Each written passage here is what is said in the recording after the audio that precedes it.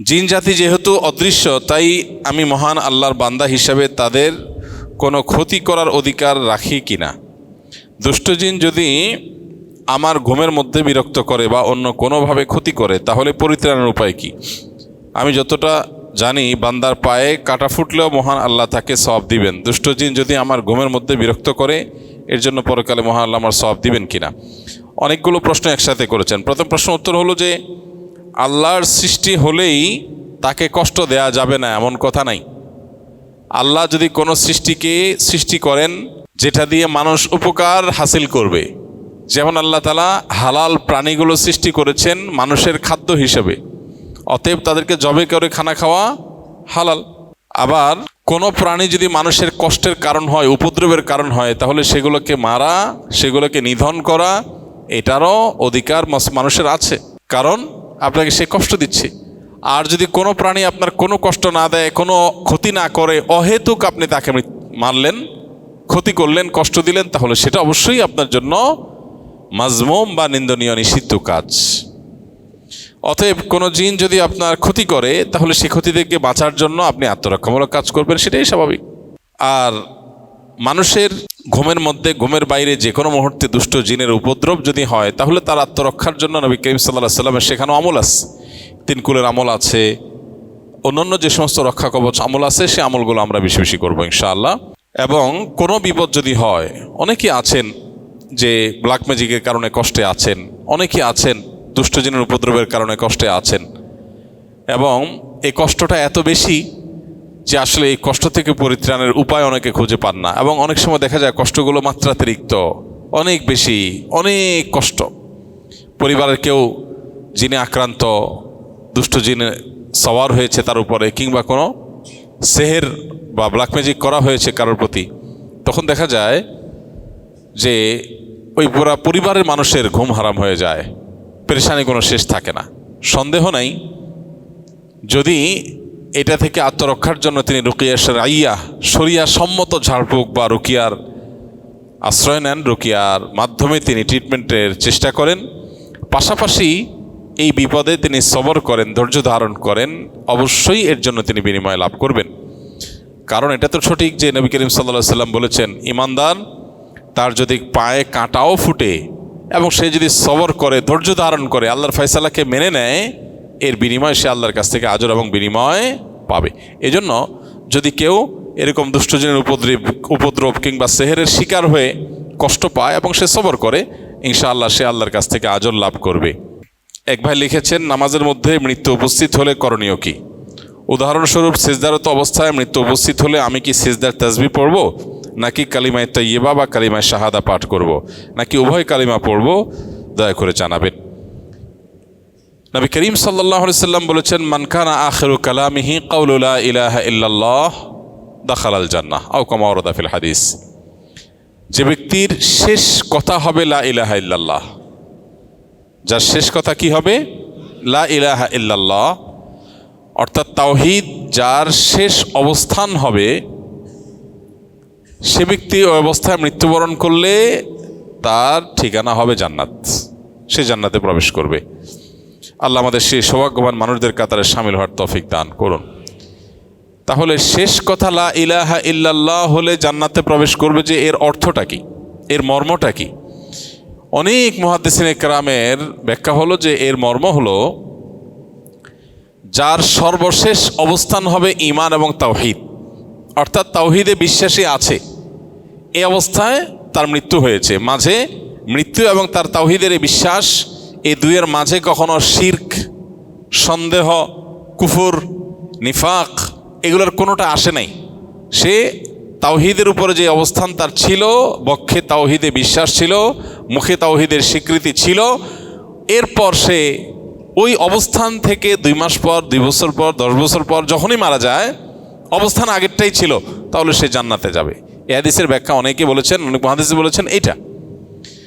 আবার এর একটা অর্থ বাহ্যিকভাবে এটাও বুঝে আসে যে মৃত্যু ঠিক আগ মুহূর্তে লা ইলাহা ইল্লাল্লাহ বলে যে মারা গেল, সে জান্নাতে প্রবেশ করলো।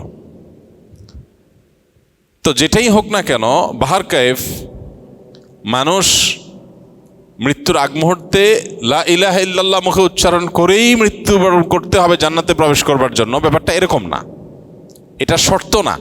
হ্যাঁ, সন্দেহাতীতভাবে লা ইলাহা ইল্লাল্লাহ, কালিমাতুশ শাহাদা, কালিমাতুত তাইয়্যিবা, সিজদারত অবস্থায়, রুকুরত অবস্থায়, নামাজরত অবস্থায়, তেলাওয়াতরত অবস্থায়, দোয়ারত অবস্থায়, তওয়াফরত অবস্থায়, হজরত অবস্থায়, ইবাদতরত অবস্থায় যদি কারোর মৃত্যু হয়, এটা তার হুসনে খাতেমা বা ভালো মৃত্যুর আলামত, এতে কোনো সন্দেহ নেই।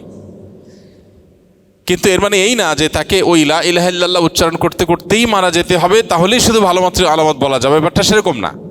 একজন সুবহানাল্লাহ এই কথা বলে মারা গেলেন, ভালো মৃত্যু না খারাপ মৃত্যু? ভালো মৃত্যু। আল্লাহর পবিত্রতা জ্ঞাপন করে মারা গেলেন, এটা নেককারের মৃত্যু, এটাকে আমরা ঈমানের মৃত্যু বলতে পারি, আলহামদুলিল্লাহ। অতএব কেউ সিজদা থাকা অবস্থায় সুবহান রাব্বিয়াল আ'লা, সুবহুন কুদ্দুস রব্বুল মালাইকাতি ওয়ার রূহ, সিজদার কোনো তাসবিহ তিনি পাঠ করে দু চোখ বন্ধ হয়ে গেল তার, আলহামদুলিল্লাহ, এটা নেককারের মৃত্যু বলা যেতে পারে। হোসনে জান বা তার প্রতি সুধারণা করা যেতে পারে, আল্লাহ তাআলা তাকে নেককারের মৃত্যু দান করেছেন সম্ভবত। বাহ্যিক দৃষ্টিকোণ থেকে তার এই মৃত্যুকে নেককারের মৃত্যু বলা যায়। অতএব সিজদায় গিয়ে যদি মৃত্যু মুখোমুখি মানুষ পতিত হয়, তাহলে তাকে লা ইলাহা ইল্লাল্লাহই বলতে হবে এমন কোনো কথা নাই। আর যদি সিজদা লা ইলাহা ইল্লাল্লাহ বলেও তাতেও অসুবিধা নেই। বাকি শেষ কথা লা ইলাহা ইল্লাল্লাহই হতে হবে হোসনে খাতেমার জন্য, এটা জরুরি না, শর্ত না। লা ইলাহা ইল্লাল্লাহর মর্ম বোঝা যায়। সুবহান রাব্বিয়াল আ'লা যখন কেউ পড়ে, এখানেও কি আছে? লা ইলাহা ইল্লাল্লাহর প্রতি বিশ্বাসের ছাপ আছে।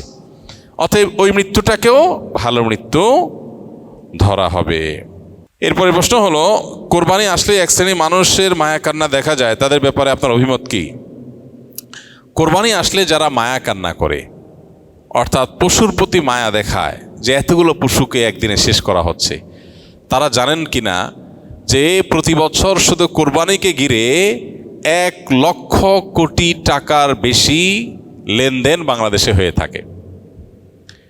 এক সময়, আজ থেকে 15-20 বছর আগেও আমরা দেখেছি যে ইন্ডিয়ান গরু ছাড়া আমাদের দেশে কোরবানির যে চাহিদা সেটা পূরণ করা যেত না। বাজারে ইন্ডিয়ান গরুতে সয়লাভ থাকতো, কিন্তু এখন আলহামদুলিল্লাহ কোরবানিতে এই যে লক্ষ লক্ষ পশু জবে করা হয়,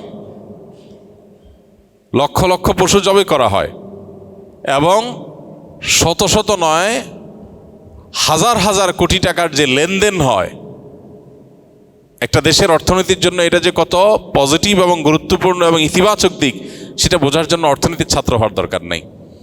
আমরা দেখি যে আমাদের দেশে এখন আমাদের কৃষক ভাইয়েরা বিভিন্ন পর্যায়ে মানুষ গরু ছাগল নিজেরা ব্যক্তিগত প্রচেষ্টায় পুষে খামার করে এই পরিমাণ উৎপাদন বাড়িয়েছে যে এখন আর ইন্ডিয়ান গরুর উপরে আমাদের কোরবানির বাজার নির্ভর করে না। এই ক্রেডিটটা কোরবানির অনেক ক্ষেত্রেই, কারণ কোরবানি যদি না থাকতো তাহলে এরকম ব্যক্তিগত পর্যায়ে এত পশু পালনের মানুষ উৎসাহী হতো না।